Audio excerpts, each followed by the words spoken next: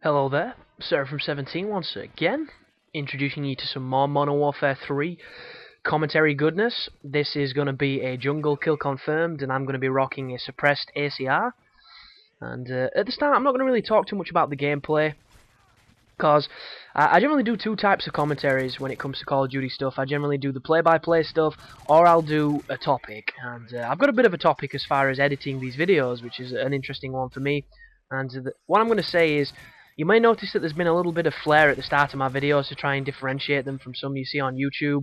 And it's something I used to do a lot on Black Ops, but I kind of didn't do too much with this game, because if I'm completely honest, and I always am, the theatre mode, the Infinity Ward, have constructed from what, Treyarch made, is fucking garbage. They've literally taken a child and sodomized it until it's turned into a different sex and become a complete fucking hooligan. And it's just useless. Like, why would you want to press B to take a fucking photo? All I want to do is get rid of the video and get to the next bit. Just let me do it. It makes no sense. And you can't seem to look at any other person but yourself in first person view. There's a limit to how high you can fly in the ghost cam. There is so many restrictions. It is just dumb.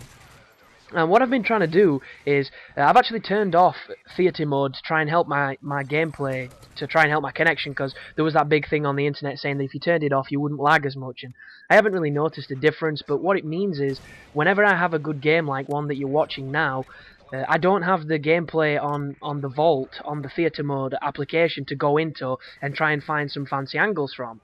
So what it's made me do is actually go to other gameplays that weren't the ones that you're seeing, and sometimes other people's gameplays, just randoms when I've just jumped into like most recent and stuff, just to find the things I need. And it's really annoying because, for instance, like if I get a Reaper on this map, and I look through my recently played games that it's stored from 6 months ago or something silly, I might not have that kill streak on that map, and it makes it really difficult to try and do anything creative. And it's just fucking shame on you, Infinity Ward, because they've just butchered it. They've taken a fantastic idea and they've just reduced it to a lesser version of itself. It's kind of like the gameplay mechanic equivalent of what Star Wars The Force Unleashed 2 was when it comes to being a game sequel. It was just horrific.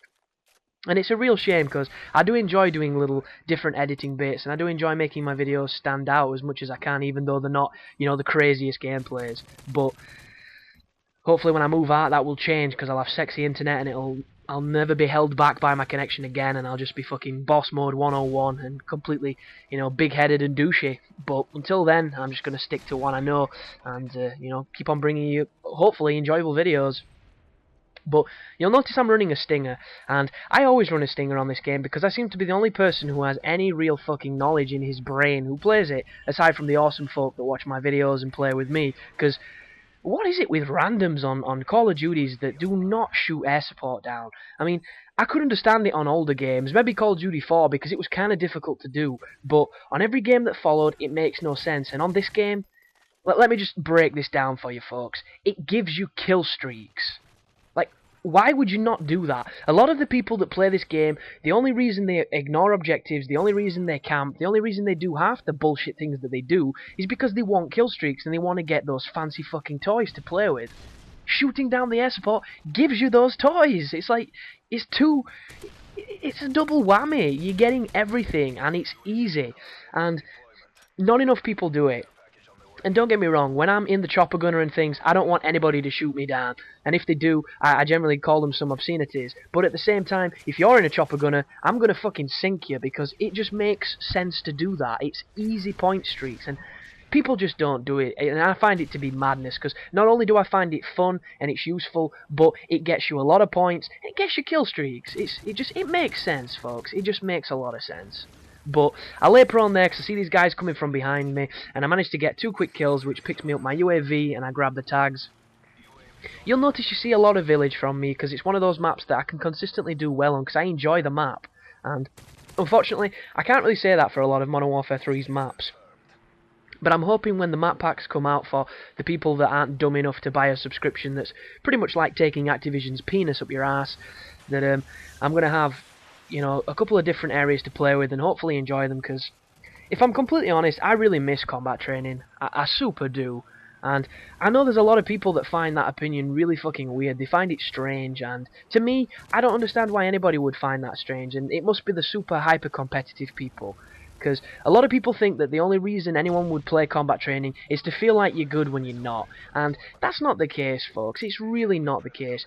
Stomping on AI is fun, but it does not directly convert to skill. It just doesn't work that way. Unless you put them on the harder difficulties, and then they become absolute aimbot nightmare douchebags. There is no skill really involved, but what it does do is it allows people who do not have super internet and have, you know, an active family that all like to check eBay, that all like to book fucking holidays and then, you know, get 70 windows up because they don't really know how to navigate the internet in the most efficient way. It allows people like that to play the game on their own connection so that the connection itself is as good as it's ever going to be, and it gives them the opportunity to learn the maps, to learn the weapons, and to have fun when the game gets too frustrating. And to take that feature away from the game, we know why it's not in this. It's because Treyarch and Infinity Ward are kind of like Manchester United and Man City. They don't want to acknowledge each other's, you know, victories, and they revel in their ability to try and one-up each other, because it's just a competitive industry. And it's a shame, because if they just, you know, put the differences aside and fuse together, and then instead of bringing out Call of Duty every fucking year, take a couple of years to make the next best first-person shooter, maybe we'd be onto something innovative and enjoyable. And maybe it'd be a sci-fi one or something, or an old western one, or just a different theme. No idea, but I suppose that the moral of that story is I can't wait for Black Ops 2 because of combat training, and I hope they allow you to prestige in it, because if they don't, I'm going to assassinate David Vanderhaar. You heard me, bitch. That's how it's going down, as I spray that fool in a semi-drop shot fashion, slam a fresh clip in, and pick up this P90 and clean that guy up as well, because somebody's put horrific sight on this, but it saves my ass, so I'm not going to complain.